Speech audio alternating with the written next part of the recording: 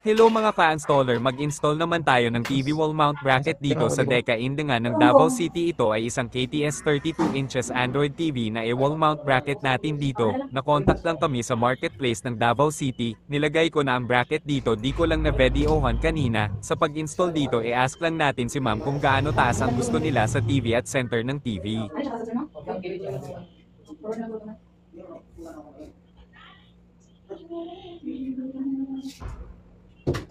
After natin makuha ang center at height nito, bubutasan na natin ito. Gagamit lang tayo ng plastic bag pang salon ng alikabok at lagyan lang natin ito ng plastic box after natin mag-drill. At isunod naman sa paglagay ang wall frame bracket, tapos lagyan na natin ito ng mga log screw ball. T-socket wrench lang gamit ko sa paghigpit dito, na iwan kasi ang drill socket ko. After natin mahigpitan ang wall bracket at ma-level atin na ilagay ang TV. At i-level ang top ng TV, kung level ba ito saka na natin higpitan ang dalawang lock sa baba. At i-on na natin ang TV para makita na good condition siya bago tayo umalis. Maraming salamat po. Installation by TV Bracket Davao.